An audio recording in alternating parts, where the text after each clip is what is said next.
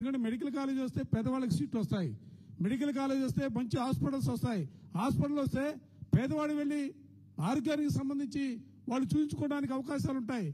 అటువంటి పరిస్థితులు కూడా ఇవాళ ప్రభుత్వం ప్రతిదీ కూడా రాజకీయ కోణంతోనో లేదా తన వారికి దోచిపెట్టే విధంగా తన వారికి అనుకున్న వాళ్ళకి పంచిపెట్టే విధంగా ఈ రాష్ట్రంలో ఉన్నటువంటి అనేకమైనటువంటి సంస్థలను ప్రైవేటు పరం చేస్తా ఉన్నారు. విద్యను ప్రైవేటు పరం చేస్తా ఉన్నారు, వైద్యాన్ని ప్రైవేటు పరం చేస్తా ఉన్నారు, పరిశ్రమలు ప్రైవేటు పరం చేస్తా ఉన్నారు. ఒక్కొక్కటిగా అమ్ముకుంటూ ముందుకు సాగుతున్నటువంటి పరిస్థితుల్లో తప్పనిసరిగా జాషు గారి జయంతి సందర్భంగా మేము అందరం కూడా ప్రతినపడుతా ఉన్నాం.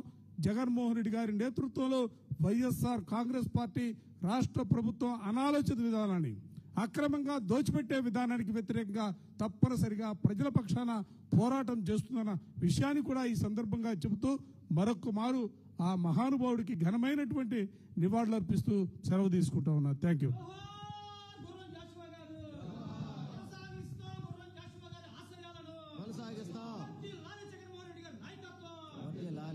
వైఎస్ జగన్మోహన్ రెడ్డి గారి నాయకత్వంలో మంగళవారం 30వ తారీఖు నాడు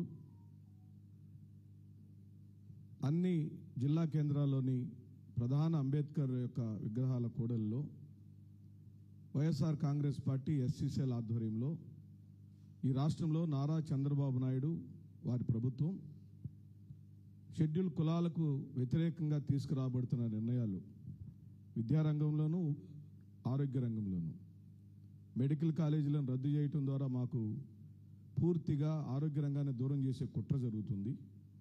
ఇప్పటికే నాడు నేడు పేరుతో గ్రామాల్లో జరుగుతున్న స్కూళ్ల భవనాల ఆధునీకరణ కార్యక్రమాలు ఆగిపోయినాయి.